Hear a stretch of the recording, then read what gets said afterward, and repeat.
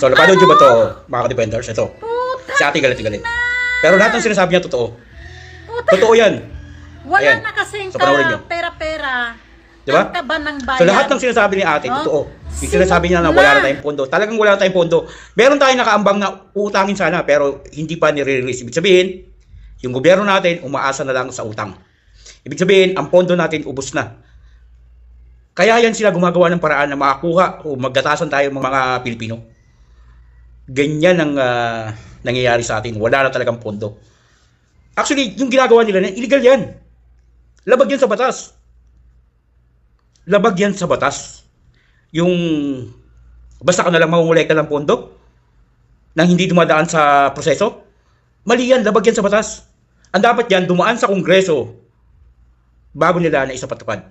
So, kaya hindi nila, walang ingay, walang plano, basta lang siningil tayong mga taong bayan. Isa lang ibig sabihin yan. Wala na talaga silang pondo. As in, simot na. Yung budget natin ng 2026, wala na. Umaasa na lang tayo sa utang. At hanggang ngayon, yung inuutang nila, hindi pa nire-release. Alam niyo kung bakit? Totoo yung sinasabi natin. Totoo yung sinasabi natin. Na kaya hindi tayo pinapautang kasi wala tayong ipapambayad na. Yan ang totoo nangyayari sa gobyerno. Ang gobyerno natin ang pinaka-problema ng bansa, hindi ang mamamayan. Yung mismong problema ng bansa natin ay hindi ang mga mamamayan, kundi yung mismong gobyerno. Hindi marunong magpatakbo kung paano ang isang gobyerno. Bara-bara yung nangyayari.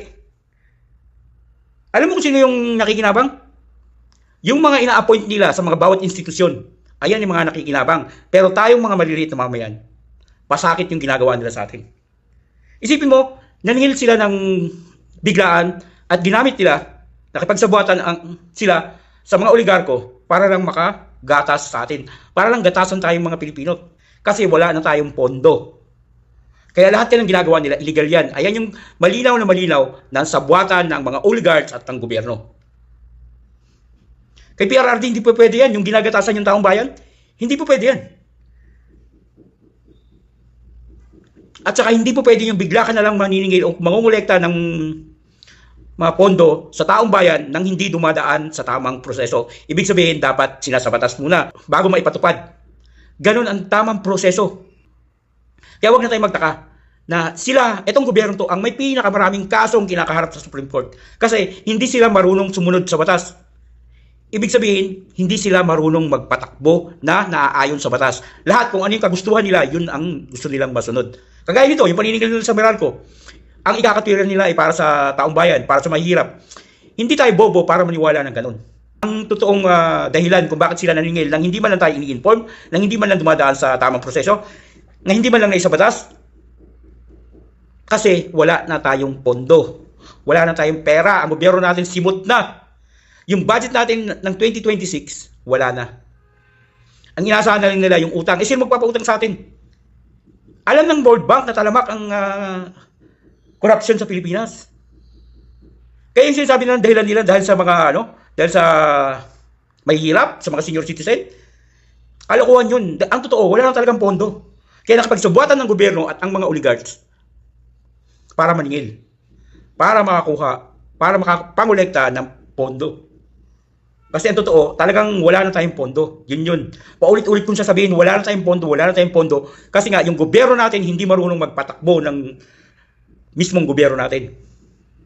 Magaling lang sila mamulitika. Yung sirain yung kalaban nila para manatili pa rin sila after 2028. Gusto niyo pa ba yung ganito? Kung sila pa rin mamumuno hanggang 2028, anong mangyayari sa atin? Wala nang gusto magpautang sa atin dahil talamak ang korupsyon sa atin. Can you imagine? Di ba? Ngayon pa lang, 2026. April pa lang, ginagatasan na tayo para lang magkaroon sila ng pondo. What more pa yan pag umabot pa ng 2028 yan at sila pa rin yung nakaupo. Ano nang mangyayari sa bansa natin? Ano nang mangyayari sa mamamayan? Ang pinaka-problema ng bansa natin, hindi yung mga mamamayan, hindi yung flood control, hindi yung kung ano-ano, kundi ang mismong problema ng bansa natin, yung mismo nating gobyerno. Hindi marunong magpatakbo ng gobyerno. Walang alam sa pagpapatakbo ng gobyerno. Kaya magulo alam niyo kung bakit? Kasi base dun sa mga nakukuha kong info, hindi talaga si BBM yung nagpapakatakbo ng gobyerno, kundi yung nasa likod niya na wala namang mandate ng taong bayan. Kaya nagkaletse-letse yung bansa natin dahil pinapakailaman tayo ng walang mandate ng taong bayan. Lagi natin tatandaan, ang gobyerno ay tinatagyan ng tao at ng Panginoon. Di ba? So, kapag meron kang mandate ng tao, kagustuhan niya ng tao at ng Panginoon. Pero pagka ikaw wala kang mandate, tapos nakikialam ka, hindi ka tinatag ng Panginoon, tinatag ka ng demonyo. Kaya nagkaletse-letse yung bansa natin dahil sa pakikialam ng taong nasa likod niyan. Alam naman ng lahat yan kung sino. Yun ang totoo. Kaya nagkaletse-letse, kasama na dyan yung pakikialam ng mga dilawan, kasi sila nakapasok na sila sa loob eh. Yung pakikialam ng mga dilawan, kaya mas lalo nagkaletse-letse yung bansa natin. Kasi ang mga dilaw niyan, walang pakialam yan sa taong bayan. Ang importante yan sa kanila, yung grupo nila o yung partido nila is magkaroon ng power, makabilik sa pamunuan. Yan yung totoo. Maliwanag na milking cow ang ginagawa sa atin. Ginagatasan tayo mismo ng sarili nating gobyerno. Dahil sa kapalpakan nila. Hindi dahil sa kailangan, kundi dahil sa kapalpakan nila. Hindi sila marunong magpatakbo ng gobyerno na base lang sa kung ano yung income ng gobyerno. Wala silang alam. Kaya magkaiba pagka si BP Inday yung uupo dyan, kaya magpatakbo ni BP Inday na sakto lang yung income ng gobyerno.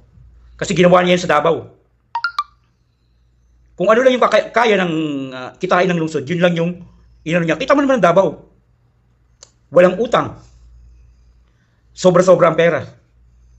At kayang magkaroon ng project na sa kaban mismo nila galing. O di ba yung mga bus? Project yan dapat ng ng gobyerno dapat yan. Pero dahil walang pera ang gobyerno, ang Davao ang umakto sa ganung klaseng project. Di ba? Yun yung nakakalungkot na nangyayari ngayon. April pa lang. Wala na tayong pera. So ano pang project magagawa ng gobyerno? Eh yung mismong pangangailangan nila sa ating pakukunin. Gagatasan pa tayo. Alam mo sino mga nakikinabang?